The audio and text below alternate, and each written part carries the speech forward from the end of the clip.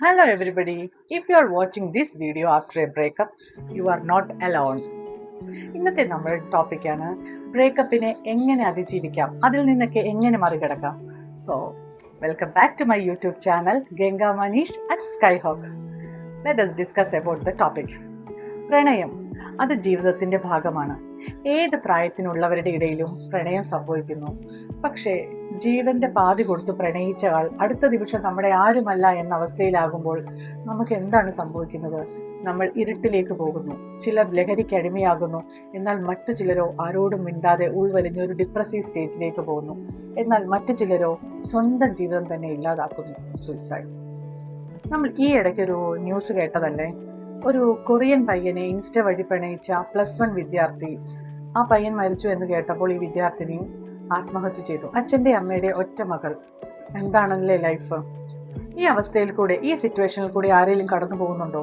ഇത്ര സ്ട്രെസ്ഫുൾ ആയിട്ട് ഉണ്ടെങ്കിൽ അവർക്ക് ഹെൽപ്പായിട്ടാണ് ഞാൻ ഇന്നിവിടെ വന്നിരിക്കുന്നത്. സോ കുറച്ച് ടിപ്സുമായിട്ട് നമുക്ക് മുന്നോട്ട് പോയാലോ? First one, accept it. നമ്മൾ ആ സിറ്റുവേഷനെ അക്സെപ്റ്റ് ചെയ്യുക. നാളെ മുതൽ നമുക്ക് ഏറ്റവും പ്രിയപ്പെട്ട ആൾ നമ്മുടെ ലൈഫിലേ ഇല്ല എന്ന് അക്സെപ്റ്റ് ചെയ്യുക. ശരിക്കും ഇമോഷണൽ ഡിസ്റ്റർബൻസ് ആയിരിക്കും നമുക്ക്.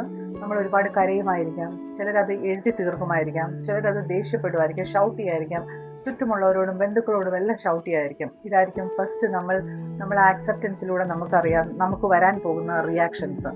രണ്ടാമത്തത്, അവോയ്ഡ് ഓൾ കണക്ഷൻസ്. നമ്മൾ അവർ റിലേറ്റ് ചെയ്ത എല്ലാ കണക്ഷൻസും നമ്മൾ സ്റ്റോപ്പ് ചെയ്യുക. ചിലർ ഇൻസ്റ്റ നോക്കാറുണ്ട്, ചിലർ വാട്സപ്പ് സ്റ്റാറ്റസ്, വാട്സപ്പ് നോട്ടിഫിക്കേഷൻ, ഇതെല്ലാം അപ്പാടെ ബ്ലോക്ക് ചെയ്തേക്കാം.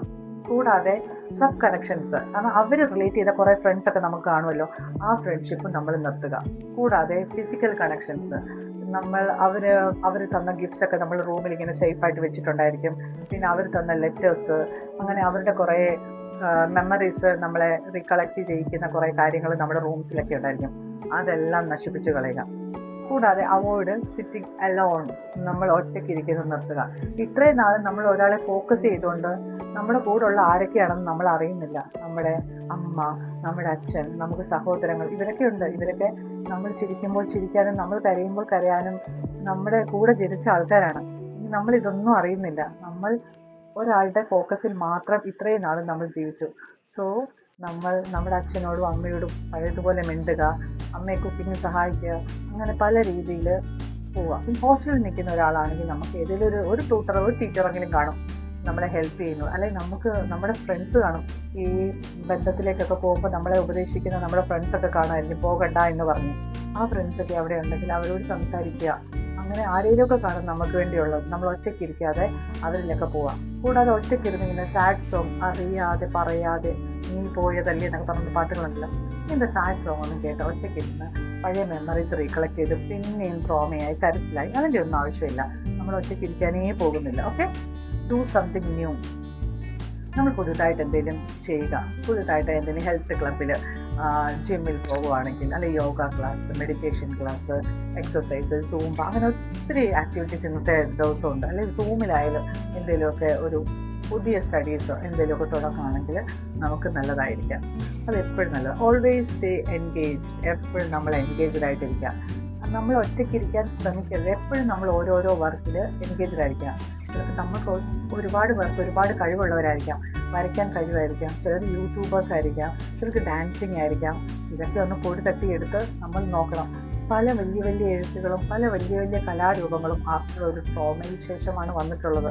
നമ്മൾ ശ്രദ്ധിച്ചാൽ മതി. അതുകൊണ്ട് നിങ്ങൾ എപ്പോഴും എൻഗേജ്ഡ് ആയിട്ടിരിക്കാൻ ശ്രമിക്കുക. പിന്നെ സെൽഫ് ലവ് ഇമ്പോർട്ടൻ്റ് ആണ്. സെൽഫ് ലവ് ഏറ്റവും ആദ്യം പറയേണ്ട ഒരു കാര്യമാണ്. സെൽഫ് ലവ് മീൻസ് നമ്മൾ നമ്മളെ തന്നെ സ്നേഹിക്കുക.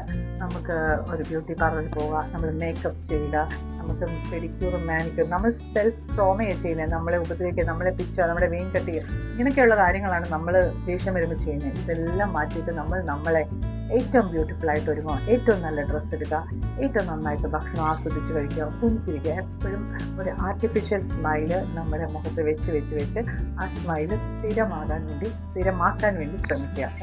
അടുത്ത, go on TRIPS, new places. പണ്ട് ആ ആളിനോട് കൂടിപ്പോയ സ്ഥലങ്ങൾ പോകാതെ വേറെ സ്ഥലങ്ങളിലേക്ക് പോവുക.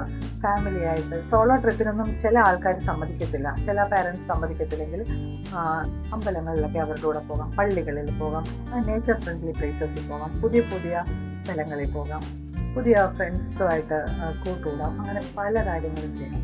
പിന്നെ വേറൊരു ഇമ്പോർട്ടൻറ്റ് കാര്യങ്ങൾ, ഈ ഒരു ഗ്യാപ്പിൽ പല ഫ്രണ്ട്സും ഈ ഒരു ഗ്യാപ്പിൽ കയറി ഗോൾ അടിക്കാൻ നോക്കും. എന്ന് വെച്ചാൽ നമ്മൾ ഒരു ട്രോമയിൽ കൂടെ കടന്നു പോവുകയാണ്. ആ സിറ്റുവേഷൻ നമ്മളെ പോട്ടെ, അവൻ അങ്ങനെയാണ്, അവൾ ഇങ്ങനെയാണെന്ന് എനിക്ക് നേരത്തെ അറിയാമായിരുന്നു എന്ന് പറഞ്ഞ് ഒരു റിലേഷൻ മേക്ക് ചെയ്യാൻ വേണ്ടി ശ്രമിക്കുന്ന ചില ആൾക്കാർ കാണും.